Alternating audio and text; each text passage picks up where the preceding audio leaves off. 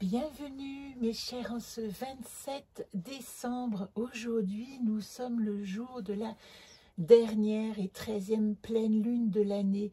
Ça prend tout son sens si vous suivez ce petit bilan là que nous opérons depuis maintenant c'est le 4e jour et qui nous permet tellement de nous nettoyer de l'avant et de faire de la place pour ce qui va arriver demain. Alors je vais vous parler évidemment de notre carte du jour et du bilan à faire dans notre petit burning bonhomme, ce dont je me déleste de 2023, ce que je garde de 2023, que je peux écrire sur l'agenda. Je vous rappelle simplement que j'ai récupéré 3 exemplaires de l'agenda qui était en dépôt, donc j'en ai encore. N'hésitez pas à me les demander parce que c'est vraiment un outil qui va vous servir toute l'année, que vous me suiviez ou pas, plein d'informations et passionnant et à garder. C'est pas parce que vous l'aurez terminé en 2024 que vous allez le jeter parce qu'il y a trop d'infos dedans. Donc ils sont disponibles, il vous suffit de m'écrire. Et puis je vais vous parler évidemment des énergies de cette pleine lune et nous ferons le tirage qui concerne Ozone. Nous sommes arrivés ici, évidemment je le tiens à l'envers, à l'ultime carte ici de pleine lune qui s'appelle Ozone. Ozone, elle nous invite, je peux la prendre ici parce que je sais qu'elle est là, elle nous invite évidemment au grand voyage. Qu'est-ce que je vais faire comme nouveau voyage après avoir accompli mon cycle quantique de renaissance qui se présente en ce moment? Alors aujourd'hui, nous sommes ici. C'est pas la moindre, c'est la direction du sud. Et la direction du sud, eh bien, elle est aspectée à la fois par la conteuse, Momime et Suis sont les 2 cartes de la conteuse, celle qui nous raconte notre histoire, mais elle fait aussi le bilan évidemment de la direction du sud avec Later. Donc pour vous parler déjà de la conteuse, voilà les 2 cartes qui l'accompagnent, je les mets dans le bon sens. Cycle de nouvelle lune à pleine lune, celle qui parle en vérité avec amour, et c'est celle qui nous incite, c'est celle qui m'a incité d'ailleurs à raconter le Solune dans ma propre forme, à créer ce jeu il y a déjà maintenant 4 ans bientôt, et pouvoir vous raconter ces cycles lunaires dans ma forme. La conteuse nous dit, je vais me raconter ma propre histoire, mais pourvu qu'elle me ressemble, parce qu'elle est aussi accompagnée dans son cycle de pleine lune à nouvelle lune suivante par Suis-je, et Suis-je, c'est autre que la carte de l'identité, non pas de l'individualité, mais Jung pourrait dire la carte de l'individuation. Comment est-ce que je vais devenir qui je suis? Et ici, je vous fais un petit aparté personnel parce que je me rends compte à quel point ce passage de la chimiothérapie, de toute l'épreuve, on va dire, du traitement, encore plus que du cancer lui-même, m'a changé physiquement. J'ai perdu cette chevelure que je porte depuis que je suis adolescente. Et aujourd'hui, je me regarde et je vois bien que je ne suis plus la même personne, même qu'il y a 6 mois, avant que commence ce grand chemin, enfin, on va dire plutôt 9 mois. Et tout à coup, vous voyez, ça m'intéresse, ce nouveau visage, ça m'intéresse, cette nouvelle tête avec ses cheveux courts que je ne connais pas tout à fait, mais qui me raconte une autre identité. Et ce matin, en parlant avec mon amie Suzanne, qui m'accompagne, que j'embrasse tendrement, qui m'accompagne depuis le début de ce traitement, avec qui nous échangeons toutes les semaines et qui m'a tellement aidé par nos propos, nos échanges, nos réflexions autour de Jung souvent, parce que nous sommes sœurs, on va dire, filles de papa Jung dans nos enseignements. Eh bien, on a parlé de ça, de l'individuation. Et dans quelle mesure, quand nous traversons de telles épreuves, eh bien, nous finissons par nous ressembler, comme si ces épreuves, elles nous permettaient de changer physiquement, mais peut-être de nous rapprocher de ce que nous sommes profondément. Voilà ce que je voulais traverser avec vous. Alors, pour en revenir à ce bilan, eh bien, vous allez vous poser la question par rapport à la conteuse. Quelles sont les histoires que je me suis racontées et qui ressemblent plus du tout à la vérité de qui je suis? Eh bien, ces histoires-là, vous pouvez les délester sur votre Burning Man. Vous voyez, j'ai commencé ici. ici à écrire ma vérité de ce que je veux laisser en 2023. Et moi, je me rends compte que ça pourrait se traduire par « je ne veux plus me raconter d'histoires qui ne sont pas les miennes ». Voilà ce que pourrait nous enseigner la conteuse ce mois-ci. Et puis, n'oubliez pas évidemment en parallèle d'écrire peut-être sur votre agenda « qu'est-ce que je garde de 2023 ?»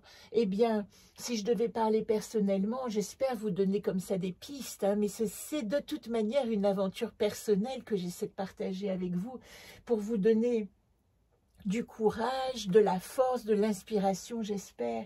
Eh bien, qu'est-ce que je vais garder? Je vais garder le fait que il y a des histoires dont on ne veut pas à l'origine. Non, je ne veux pas être malade. Non, je ne veux pas être en danger. Mais quand on traverse ces grands dangers, quelle gratitude on peut avoir aussi de les avoir rencontrés et de comprendre à quel point ça nous a grandi par rapport à nos peurs, par rapport à nos croyances. Et ça c'est vraiment une histoire que je veux me raconter pour 2024. Ne pas avoir peur des histoires qui se présentent, parce que peut-être qu'on va en tirer un enseignement qui va nous enrichir au-delà de toute espérance ou de toute imagination qu'on en avait préalablement. Voilà ce que ça dit. Et puis, c'est intéressant parce que la direction du Sud, c'est aussi la dernière carte que nous allons colorier cette semaine. Vous voyez que Later et Encore se superposent un peu. J'ai terminé Encore, celle qui dit « je ne peux pas », qui était associée à la direction de l'Est. Et je vais commencer à dessiner mon Later, celle qui dit que je ne veux pas. Eh bien, pour cette carte Later, la direction du bilan du Sud, elle dit « je me défais de ce que je ne veux pas pour reconnaître et vivre pleinement tout ce que je veux ». Ici, faites un stop si vous voulez lire le texte. Mais voilà, aujourd'hui, nous en sommes arrivés à ce que notre individuation, l'intelligence de la mise en relation avec qui nous sommes vraiment, peut nous dire « ah non, ça j'en veux plus, ça c'est plus nécessaire dans ma vie ». Écoutez, mon vouloir pourrait être, voilà, le mot-clé, on va dire le mantra associé à ce Later qui nous montre la porte de 2024.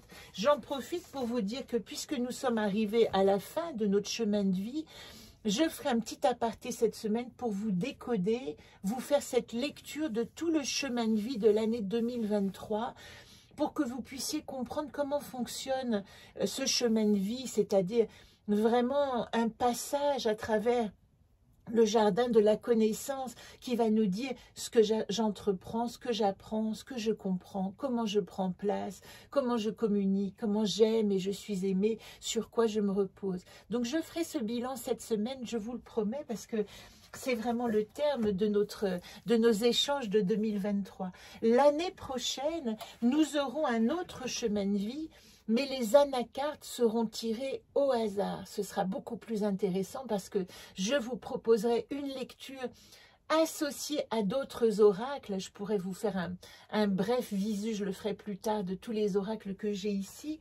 Mais l'année prochaine, chaque semaine ou chaque quinzaine, entrecoupée des cycles de nouvelles et pleines lunes, nous tirerons une carte et nous verrons comment nous allons parcourir ce cycle 2024. Quelle histoire nous allons nous raconter.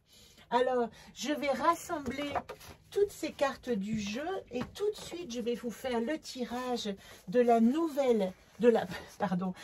dernière pleine lune qui est associée à Ozone, moi. Ozone, avec Ozone, j'apprends à aimer le grand dans cet espace multidimensionnel qui m'accueille.